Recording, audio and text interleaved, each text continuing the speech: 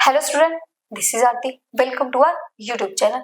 आज हम स्टार्ट करने वाले हैं 9th क्लास की इकोनॉमिक्स का 4th चैप्टर, जो कि है हमारा फूड सिक्योरिटी।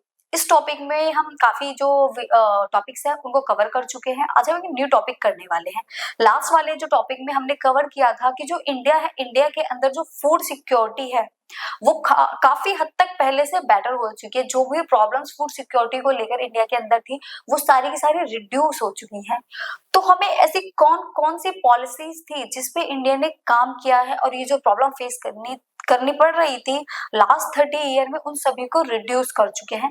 तो कौन कौन सी ऐसी स्कीम्स निकाली है, ऐसी कौन कौन सी पॉलिसीज है जिसमें इन सारी चीजों को रिड्यूस करके एक बेस्ट ऑप्शन लेकर आया है, वो जिसमें लोगों की जो हंगर थी ना वो एक तरीके से बिल्कुल नेग्लेक्ट हो चुकी है, डिनाई हो चुकी है, मतलब खत्म ही हो चुकी है ऑलमोस्ट। तो इन्हीं सारे टॉपिक्स के जो आंसर है वो आज हमें इसी वीडियो में मिलने वाले हैं। तो चलिए स्टार्ट करेंगे नया topic.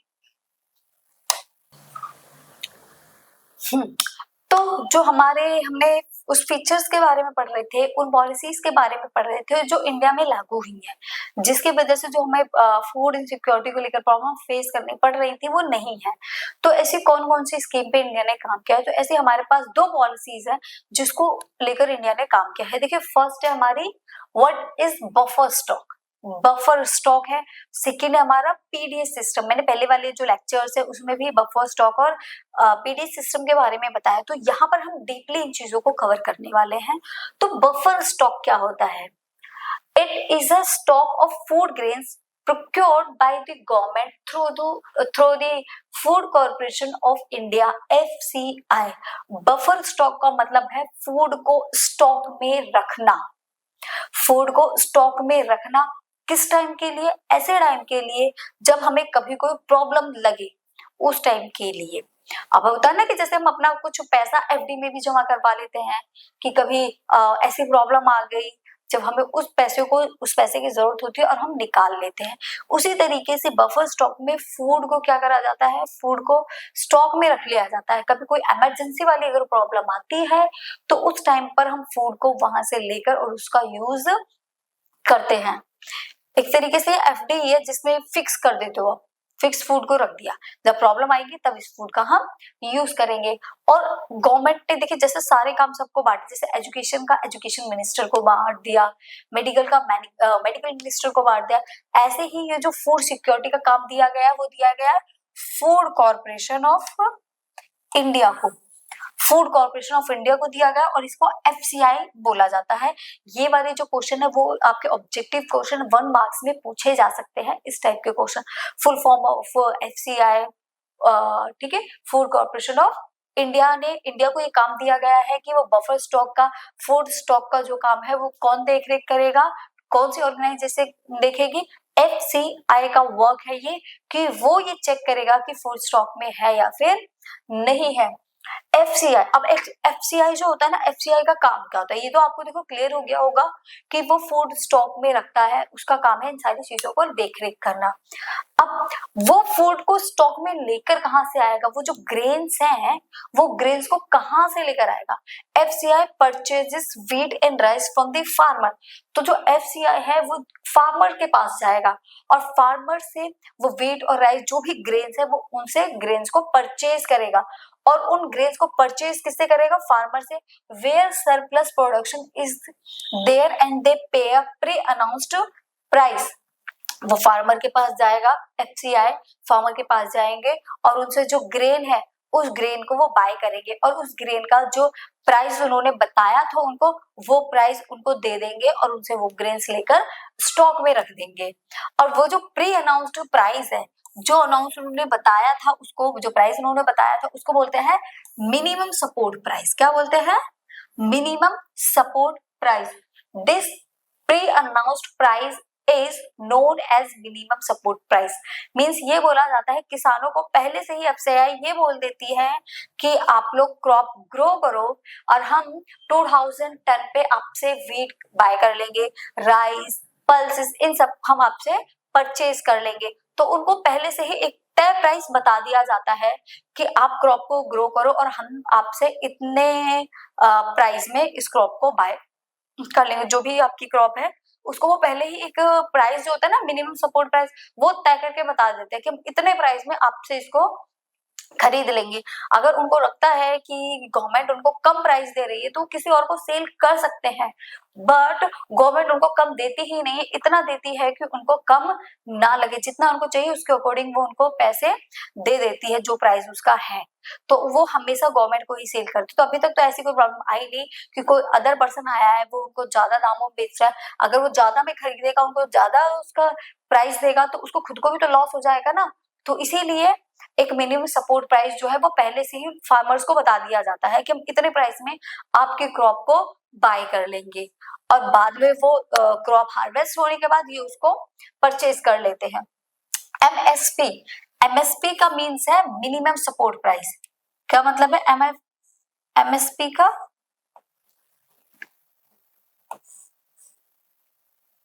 Minimum support price is declare every year before the showing season. मतलब बिना उनको शो किए ही प्राइस बता दिया जाता है, पहले ही वो प्राइस को फिक्स कर देते हैं।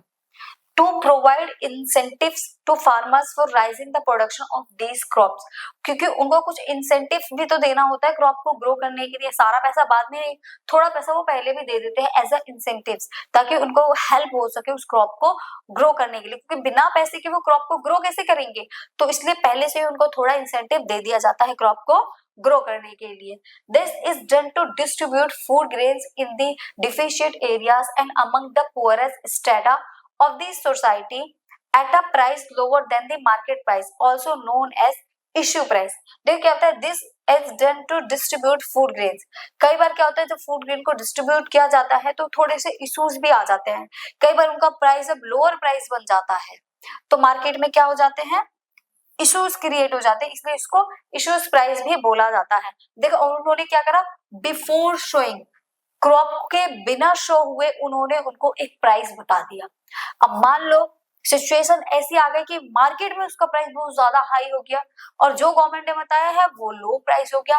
अब जो फार्मर्स है, अब जो एफसीआई गवर्नमेंट है, उन दोनों के बीच में क्या हो गया, इश्यूज क्रिएट हो गया। वो बोलेंगे मार्केट का प्राइस तो हाई है, हम मार्केट में सेल करेंगे। अब वो बोलेंगे हमने आपको इंसेंटिव्स भी दिए हैं और पहले से ही प्राइस फिक्स है, तो आप ये चीज नहीं कर सकते। तो ऐसी जब सिचुएशन बनती है तो उसको क्या बोला जाता है, also known as issues price. तो वो थोड़ा बहुत ऊपर नीचे करके फार्मर से परचेज कर लेते हैं। तो आपको यहाँ पर मैंने 2-3 चीज बताई, जैसे एफसीआई, एमएसपी, ठीक है, इश्यूज प्राइस, तो सारी चीजें क्लियर हो गई होंगी। ये सब किस में आती है, सब बफर स्टॉक में है। बफर स्टॉक में क्या है, सामान को स्टॉक में पहले से ही रख लेना, और ये सारे उसी में वर्क करते हैं। Programmes for food security in India, ये सारे वो प्रोग्राम है जो फूड सिक्योरिटी के लिए चलाए गए हैं। In mid 1970 national sample survey organisation, 1970 में एक नेशनल सैंपल सर्वे कराया गया था जिसको एसएसओ बोलते हैं। ये जो जितने भी शॉर्ट फॉर्म आ रही है इनको प्लीज लर्न कर लेना, क्योंकि यही सारे आपकी 1 मार्क में पूछी जाती है। Reported the high incidence of poverty level, इस सैंपल सर्वे के थ्रू ही हमें पता चला है कि ये जो हमारा पॉवर्टी लेवल है ये थोड़ा सा रिड्यूस हुआ है। Due to this 3 important food intervention programme were introduce. इस सैंपल सर्वे के बाद पॉवर्टी को रिड्यूस करने के लिए 3 प्रोग्राम्स चलाए गए थे। जब 1970 में सर्वे किया गया था तो उसमें हमें भी पॉवर्टी के बारे में पता चला कि कितनी ज्यादा पॉवर्टी है, तो उसके बाद ये 3 मेजर प्रोग्राम्स चलाए गए। They are public distribution system, जिसको क्या बोला जाता है, पीडीएस सिस्टम फूड ग्रेन का, ठीक है। सेकेंड चलाया गया था इंटीग्रेटेड चाइल्ड डेवलपमेंट सर्विस, जिसमें बच्चों को डेवलप किया जा सके, जैसे मिड डे मील वगैरह इसी में ऐड हो जाएंगे, जो बच्चों के लिए चलाया गया है। प्रेग्नेंट विमेन्स के लिए चलाया गया है, या फिर और जो अदर नॉर्मल विमेन्स है उनके लिए भी चलाया गया है, तो उसको आईसीडीएस बोला जाता है। दैट है फूड फॉर वर्क प्रोग्राम 1977 से 78 के लिए चलाया गया है, जो वर्कर्स हैं उनको फूड प्रोवाइड किया जाए, ठीक है। ये 3 ऐसी पॉलिसीज है जो चलाई गई है, किस चीज के लिए, पीपल्स के लिए, ताकि जो पॉवर्टी है वो क्या हो सके, कम हो सके, रिड्यूस हो सके। ये देखिए पब्लिक डिस्ट्रीब्यूशन सिस्टम पीडीएस। अब पीडीएस सिस्टम को हमें पढ़ना है कि जो पीडीएस सिस्टम है वो क्या है। Public distribution system through government regulate ration shops. आप सभी राशन शॉप्स के बारे में तो जानते होंगे ना, राशन शॉप्स को ही पब्लिक डिस्ट्रीब्यूशन सिस्टम बोला जाता है। पब्लिक में जाकर फूड ग्रेन्स को डिस्ट्रीब्यूट करना, पब्लिक में जाकर फूड ग्रेन्स को क्या करना, डिस्ट्रीब्यूट करना, इस सिस्टम को ही पीडीएस सिस्टम बोलते हैं, पब्लिक डिस्ट्रीब्यूशन सिस्टम बोलते हैं। राशन शॉप तो आपने सही भी ने देखी होगी, सभी राशन लेकर भी आते होंगे, तो राशन शॉप पे क्या होता है, मार्केट प्राइस से जो प्राइस है वो कम मिलता है, व्हीट का और राइस का दोनों का ही प्राइस मार्केट प्राइस से लो होता है, इसलिए लोग राशन कार्ड बनवाते हैं और राशन शॉप से जाकर राशन लेते हैं। ये पुअर पीपल्स के लिए ये सिस्टम बनाया गया था कि जो लोग गरीब है, जो लोग जिनकी हाई इनकम नहीं है, जो बाय नहीं कर सकते फूड को, उनके लिए चलाया गया था ताकि उनको लोअर प्राइस पर व्हीट और राइस मिल सके। The food procured by the FCI is distributed, और ये कौन हैंडल करता है, FCI हैंडल करती है। FCI का काम है ये पीडीएस सिस्टम को ऑर्गेनाइज करना। Among the poorer section of the society, ये डिस्ट्रीब्यूशन सिस्टम किसके लिए बनाया गया था, जो सोसाइटी के हमारे पुअरर सेक्शन है, जो बहुत गरीब से भी गरीब है ना, उनके लिए सिस्टम चलाया गया था। This is called the public distribution system. Ration shops are now present in most village, towns and cities localities. Ration shop आप आज के टाइम में हर जगह देख सकते हो, गांव में होती है, टाउन्स में है, सिटीज में है, लोकेलिटीज में है, हर जगह आपको हर एरिया में राशन शॉप देखने को मिलेंगी। इवन जितने लोग मेरी वीडियोस देख रहे हैं उन सभी के घरों में भी राशन कार्ड होगा। कुछ ही मेंबर ऐसे होंगे जिनके पास राशन कार्ड नहीं है, अदरवाइज सबके पास में राशन कार्ड होगा। There are about 5.5 lakh ration shop all over the country. पूरी कंट्री के अंदर कितनी राशन शॉप्स हैं, 5.5 lakh। Ration shop are also known as fair price shop. Ration shop को हम दूसरे नाम से भी जानते हैं, किस नाम से, fair price shop. Fair price shop क्यों बोला जाता है, क्योंकि इसमें कम दामों पर ग्रेन्स को दिया जाता है लोगों को। अब यहाँ पर क्या क्या चीजें मिलती हैं, they keep stocks of food grain. जो बफर स्टॉक में चीजों को स्टॉक में रखा जाता है ना, वो इसी चीज के लिए रखा जाता है।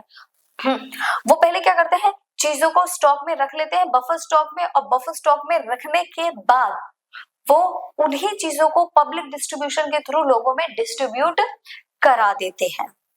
ओके, क्या क्या देखो, फूड ग्रेन्स हो गया, sugar, kerosene oil for cooking, These items are sold at people at a price lower than market price। ये सारी ही चीजें आपको पीडीएस सिस्टम में मिलती हैं और इनका सबका जो प्राइस होता है ना, वो मार्केट प्राइस से भी क्या होता है, कम होता है। इसलिए सिस्टम को चलाएगा सोसाइटी के वो सेक्शन, वो ग्रुप जो उनकी अच्छी इनकम नहीं है, जो पुअर टू पुअरर है, पुअर से भी पुअर है, उन लोगों के लिए स्कीम चलाई गई थी। जो गरीब, जिनके लिए अवेलेबल नहीं हो पाते, तो वो राशन शॉप से इनको खरीद सकते हैं। ठीक है। अब केरोसिन ऑयल इसलिए नहीं दिया जाता है क्योंकि अब मोस्ट ऑफ द पीपल्स के पास में क्या है, गैस सिलेंडर आ गया है, इसलिए केरोसिन ऑयल को हटा दिया गया है। ओके, तो चीजें समझ आ रही हैं। Any family with a ration card can buy a stipulated amount of these items। अगर किसी के घर में भी राशन कार्ड है तो वो इन अमाउंट्स को बाय कर सकता है। 35 kg grains, 5 litre kerosene, 5 kg of sugar etcetera, और भी जो सामान है वो मिल सकता है। एपिडेमिक के टाइम में कोई प्रॉब्लम हो जाती है, उसके टाइम में इन चीजों में जो आइटम्स है उनको और ज्यादा बढ़ा दिया जाता है। और ये सारे आइटम्स इनके पास कहाँ से आते हैं, वही जो एफसीआई अपने बफर स्टॉक में रखता है, वही आइटम यहाँ पर फिर सप्लाई किए जाते हैं, फिर यहीं से लोगों को डिस्ट्रीब्यूट किए जाते हैं। Every month from the nearby ration shops the ration card are of 3 kinds, colour coded, their easy recognisation. अब हर महीने हर राशन शॉप पे राशन को डिस्ट्रीब्यूट किया जाता है, और राशन कार्ड के भी 3 टाइप्स हैं जिसे इजिली उनको रिकॉग्नाइज किया जा सके कि कौन पॉवर्टी, बिलो पॉवर्टी लाइन है, कौन अबव पॉवर्टी लाइन है, एंड साथ ही कौन ऐसा है जो पुअर टू पुअर है। ये देखिए टाइप्स ऑफ राशन का, Antyodaya card of the poorest of the poor, जो गरीब से भी गरीब है ना, उनके लिए अंत्योदया राशन कार्ड बनाया जाता है। दूसरा है BPL card for families below poverty line, जो बिलो पॉवर्टी लाइन है उनके लिए ये बीपीएल कार्ड है। और उसके बाद आता है एपीएल कार्ड। एपीएल कार्ड ये सभी लोगों के लिए होता है अबव पॉवर्टी लाइन, जो पॉवर्टी लाइन से ऊपर है। इसका प्राइस कुछ कम होता है, इसका प्राइस हल्का सा कम होता है, 1% कम होता है मार्केट प्राइस से, बाकी इसका प्राइस भी सेम होता है। एंथोदया इसका प्राइस सबसे ज्यादा कम होता है, ठीक है, 2 रुपए किलो, 3 रुपए किलो इसका प्राइस होता है, इसका थोड़ा सा उससे ऊपर होता है, और ये जो है इसका प्राइस मार्केट प्राइस से मिलता जुलता होता है। इसलिए ये जो एपीएल कार्ड है ये बहुत ही कम लोगों का बनता है, और इस कार्ड पर बहुत ही कम लोग राशन लेने जाते हैं।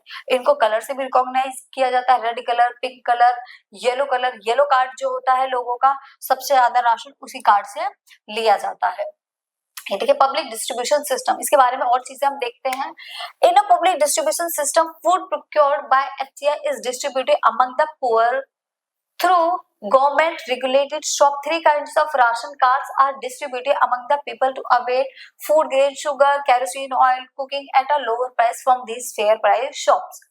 राशन कार्ड क्यों बनाया जाता है? ताकि लोगों को एक फेयर प्राइस में फूड ग्रेन्स मिल सके, एंड फूड ग्रेन्स के साथ साथ अदर आइटम्स भी उनको मिलते हैं, लाइक कुकिंग ऑयल हो गया, शुगर हो गई, ठीक है, ये किस पे मिलते हैं? लोअर प्राइस पे। एंतोदया कार्ड क्या होता है? एंतोदया कार्ड वो होता है जो पुअर से भी जो पुअर है उनके लिए जो बनाया जाता है, इस पे जो प्राइस होता है वो सबसे ज्यादा कम होता है। Antyodaya card are provided to the poorest of the poor. Below poverty line के लिए बीपीएल कार्ड होता है, ठीक है, एंड अबव पॉवर्टी लाइन के लिए एपीएल कार्ड होता है, ये सभी के लिए होता है। ओके, ये वही सारी चीजें हैं जो अभी हमने इससे पहले पढ़ी थी।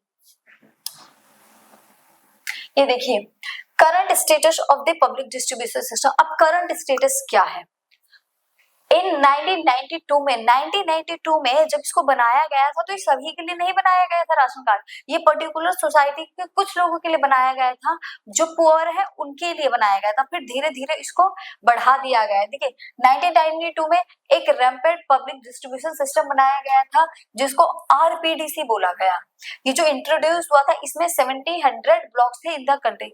1700 वो कंट्री के ब्लॉक थे जो पुअर है, लोअर कास्ट है, एससी हो गया, एसटी हो गया, ओबीसी, सोसाइटी के इन ग्रुप्स के लिए, इन ब्लॉक्स के लिए ये आरपीडीएस बनाया गया था। ठीक है, जो सोसाइटी का कैसा सेक्शन है, जो पुअर सेक्शन है सोसाइटी का, उनके लिए आरपीडीएस बनाया गया था। उस आरपीडीएस का जो मेन एम था वो ये था कि सोसाइटी के लोअर सेक्शन को फूड सप्लाई किया जा सके, फूड को डिस्ट्रीब्यूट किया जा सके। इस आरपीडीसी के बाद एक नया ऑर्गेनाइज किया गया, वो था the targeted public distribution system. Targeted public distribution system के अंदर में क्या था? टीपीडीएस, इसको टीपीडीएस बोला गया था। was introduced to adopt the principle of targeting the poor in all area। इसके अंदर कौन से प्रिंसिपल्स को अडॉप्ट किया गया था? इसमें टारगेट किया गया था सभी पुअर पीपल को, जितने भी पुअर पीपल हैं सभी के लिए इसको टारगेट किया गया था कि सोसाइटी के जितने भी पुअर पीपल है ना एरिया के, सभी को राशन डिस्ट्रीब्यूट किया जा सके। ओके, ये सबके लिए था। सोसाइटी के लोअर सेक्शन के लिए आरपीडीएस है, सभी पुअर्स के लिए टीपीडीएस है। इनको छोड़ के ये देखो, ये वो सेक्शन हो गया जो गरीब से भी गरीब है, और ये हो गया जो गरीब है। लेकिन उसके बाद चलाया गया इन 2000 में 2 स्पेशल प्रोग्राम चलाए गए थे। वर लॉन्च्ड अंत्योदय अन्ना योजना AAY and the Annapurna scheme.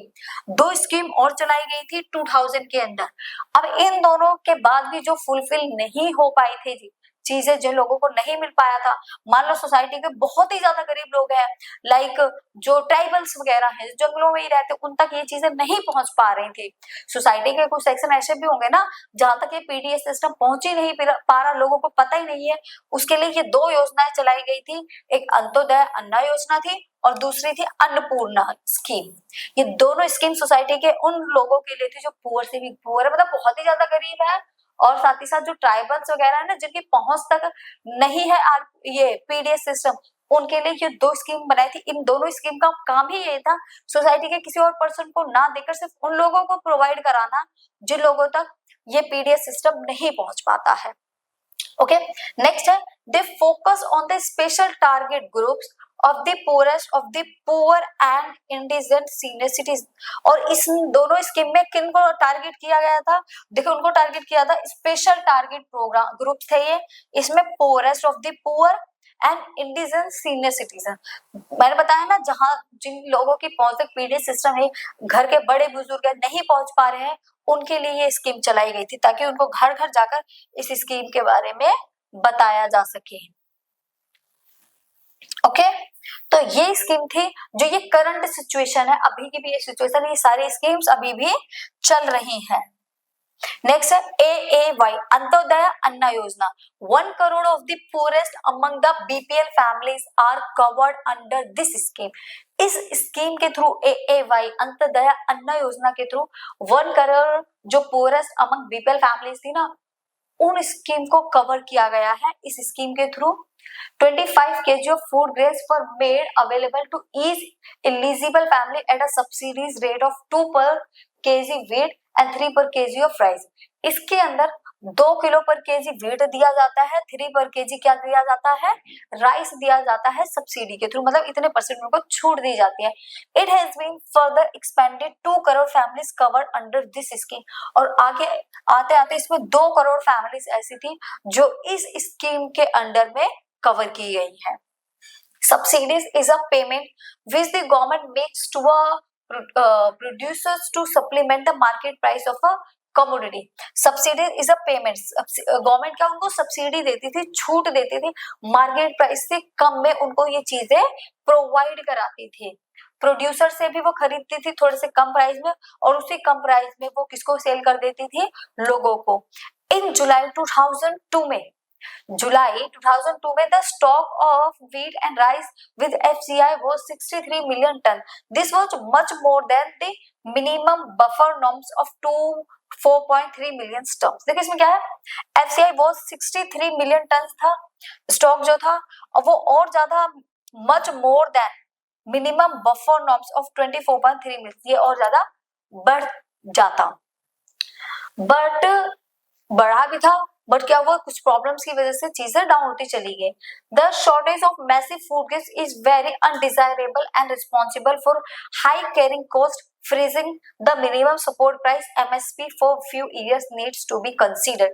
अब देखिए इन्होंने क्या बोला, FCI 63 मिलियन टन था, बट और ज्यादा होता, बट ऐसी सिचुएशन आ गई। देखो अब आप फूड को स्टॉक में रख रहे हो, तो सिर्फ फूड को स्टॉक में रखना ही नहीं होता, वो सड़ भी तो सकता है। अब आप स्टॉक में रखे जा रहे हो, इतना निकल नहीं रहा, क्या वो खराब हो जाएगा। उनको फ्रीजिंग की कॉस्ट आती है, एक से दूसरी जगह कैरी करने की कॉस्ट आती है, तो इन सबको कौन देखेगा, इन सबको यही तो देखना है। तो थोड़ा सा उस कंडीशन में लॉस हो गया, तो हर साल इसको एक्सचेंज करते रहना पड़ता है। मान लो ये 2025 चल रहा है, अभी आपने बफर स्टॉक में रखा, तो 26 में नया फूड ग्रेन आ जाएगा, तो 25 के फूड ग्रेन को निकाल के पीडीएस के थ्रू डिस्ट्रीब्यूट कर दो, और जो 26 में नया बफर स्टॉक कर लो।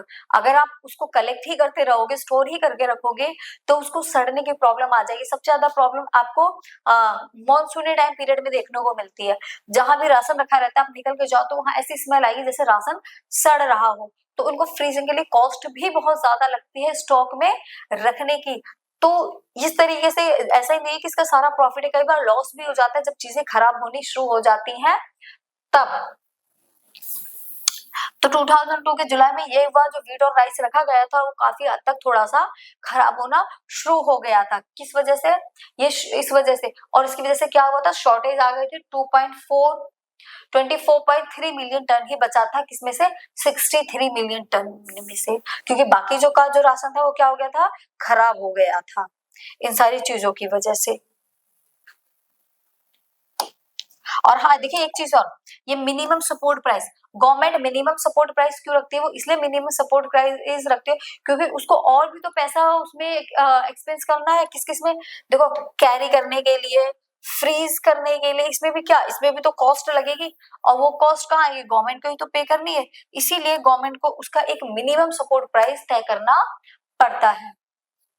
Rising MSP has raised the maintenance cost of procuring food grains by the government. Rising transport shortage, cost of the FCI are other contributing factors of the increase and in MSP। MSP में ये सारे ही cost को include करके तब उसके price को बताया जाता है, क्योंकि आप किसी को 10 रुपए दे रहे हो, उसके बाद आपका अगर 20 रुपए का खर्चा हो रहा है तो आप उसको कितना मानोगे, 30 मानोगे, 10 थोड़ी मानोगे। जितने में आपने उसको बाय किया है, आप टोटल चीज लेकर तब उसको बताओगे। कई बार ये सारी जो सिचुएशन है ना, ये क्रिटिसाइज के लिए भी बन जाती है, लोग इन चीजों को क्रिटिसाइज भी करने लग जाते हैं इन्हीं सब चीजों की वजह से। Increase in MSP has induced farmers to divert land from the production of coarse grains of the production of wheat and rice. Another major area of concern is the ineffectiveness of PDS, which is clear from the fact that the average consumption of PDS grain at the all India level is only 1 kg per person per month. As a result, the poor have to depend on markets rather than ration shop for the need of food.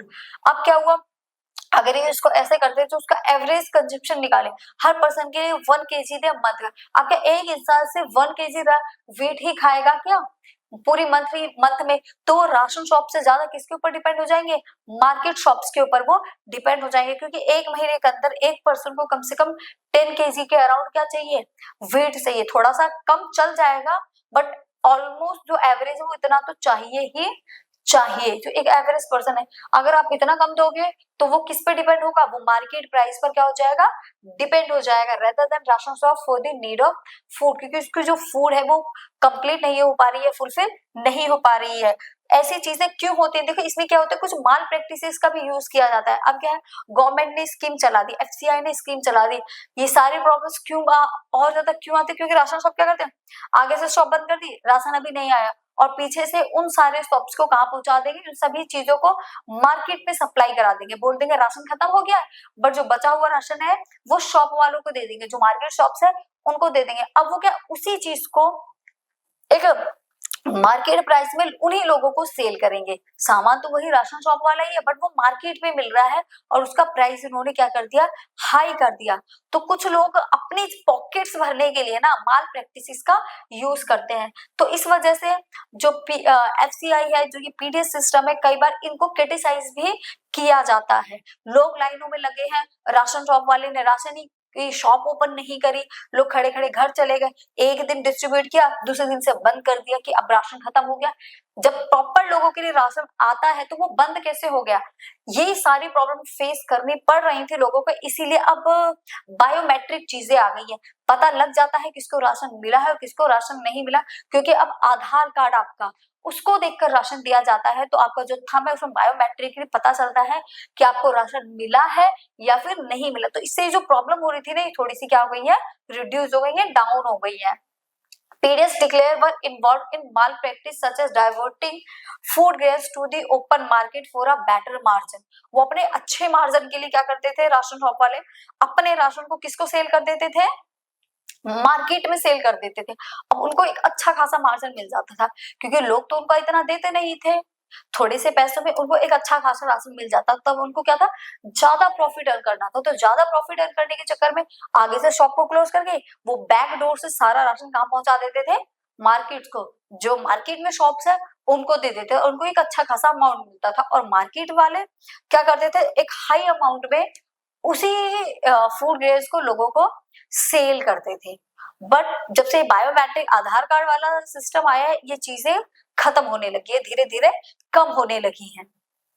Okay देखिए next है हमारा role of cooperative food security. जो हमारी cooperatives है इन food security में, ये किस तरीके से हेल्प कर रही है हमारी। कोऑपरेटिव सोसाइटी क्या होती है? जब कुछ ग्रुप एक साथ मिलकर किसी चीज के लिए काम करते हैं तो हमारे क्या होते हैं? Cooperative group. Cooperative society set up shops to sell low price goods to poor. Cooperative society एक साथ मिलकर किसी प्रोडक्ट पे काम करती है और उसको मार्केट प्राइस से कम प्राइस में अपने उस प्रोडक्ट को सेल करते हैं। These cooperatives play an important role in food security in India। और ये कोऑपरेटिव सोसाइटी भी बहुत ही इम्पोर्टेंट रोल प्ले करते हैं हमारे पुअर पीपल के लिए। Of all fair price shops running in Tamil Nadu, nearly 94% are being run by cooperative society। Tamil Nadu में जो आधे से ज्यादा जो फेयर प्राइस शॉप्स है ना, तमिलनाडु में वो कौन रन कर रहा है? कोऑपरेटिव सोसाइटी रन कर रही है। मतलब 94% के अराउंड जो फेयर प्राइस शॉप है वो सारी की सारी ही कोऑपरेटिव सोसाइटी है, गवर्नमेंट शॉप्स नहीं है, वो सारी कैसी हैं? Cooperative society. मतलब सोसाइटी के कुछ ग्रुप्स एक साथ आए और वो किसी चीज के लिए काम कर रहे हैं, उनका खुद का कंट्रीब्यूशन होता है। जैसे आप देखोगे इन दिल्ली, दिल्ली में मदर डेयरी है। मदर डेयरी भी एक कोऑपरेटिव सोसाइटी ही है। Mother Dairy is making strides in the provision of milk and vegetables to consumers at a controlled rate decide by the government. अब इनको इतने कम अमाउंट में ये कैसे सेल करते हैं? ये लोग देखो, मदर डेयरी है, मदर डेयरी में आपको वेजिटेबल्स भी मिलते हैं और मिल्क भी मिलता है, तो ये इतने फेयर प्राइस में कैसे सेल कर देते हैं? इसलिए सेल कर देते हैं, देखो आप क्या करते हो, आप फार्मर से लेकर आओगे, फिर फार्मर से एक पर्सन लाके यहाँ तक पहुंचाएगा, इससे फिर किसी दूसरे पर्सन, सेकंड से थर्ड, थर्ड से फोर्थ, फोर्थ से फिफ्थ, फिर लास्ट में जाकर वो कंज्यूमर तक आता है जो प्रोडक्ट होता है। पर अगर हमें इन बीच वालों को हटा दें, डायरेक्ट कंज्यूमर और फार्मर, अगर ये दोनों ही डायरेक्ट कंज्यूमर फार्मर से लेगा, तो जो बीज का प्राइस है ना वो क्या हो जाएगा, खत्म हो जाएगा। तो जो कंज्यूमर है उसको एक फेयर प्राइस में जो प्रोडक्ट है वो मिल जाएगा। कोऑपरेटिव सोसाइटी यही करती है, वो डायरेक्ट किससे, डायरेक्ट प्रोड्यूसर से सामान को लेती हैं और फिर सीधा कंज्यूमर तक पहुंचाती हैं। ये जो बीच वाले आपके सेलर्स है ना, इनको हटा देती है। अभी बीच को जो सेलर्स हट गए, तो जो हाई प्राइस होना था, अब वो प्राइस बीच के सेलर का जो मार्जिन था वो मार्जिन हट गया। अब डायरेक्ट किस किस का कनेक्शन हो गया, कंज्यूमर का और प्रोड्यूसर का। उन्होंने डायरेक्ट कंज्यूमर से प्रोड्यूसर से उठाया और सीधा किसको दे दिया, कंज्यूमर को दे दिया। तो बीच के लोगों का मार्जिन हट गया, तो उस जो प्राइस हाई होना था वो प्राइस भी क्या हो गया, डाउन हो गया। ये करती है कोऑपरेटिव सोसाइटी, जिसकी वजह से उनके प्रोडक्ट का जो रेट होता है ना वो भी क्या हो जाता है, कम हो जाता है।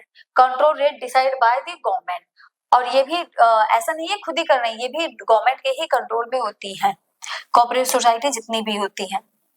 नेक्स्ट देखिए, in milk and milk product Amul from Gujarat is another cooperative society. Amul, Amul और मदर डेयरी दोनों ही जो मिल्क है, सभी लोग इसके बारे में जानते हैं और मोस्ट ऑफ द लोगों के घरों में ये आते भी होंगे। अमूल गुजरात की है, ठीक है, वो भी एक क्या है, कोऑपरेटिव सोसाइटी ही है। The Academy of Development Science (ADS) has facilitated a network of NGO for setting up grain banks in different regions of Maharashtra. Maharashtra का एक NGO है Academic of Development Science, ठीक है, ये भी फूड ग्रेन्स की एक तरह से बैंक है, उसको सेटिंग अप करता है। ये भी सोसाइटी, कोऑपरेटिव सोसाइटी है और लोगों तक पहुंचाती है। Next, in India, the cooperatives are also playing an important role in food security, especially in the southern and western parts of country. The cooperative societies set up shops to sell low-price goods to poor people.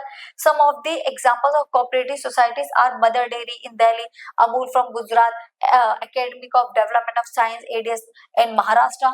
ये सारे ही क्या है, हमारे cooperative society के examples है।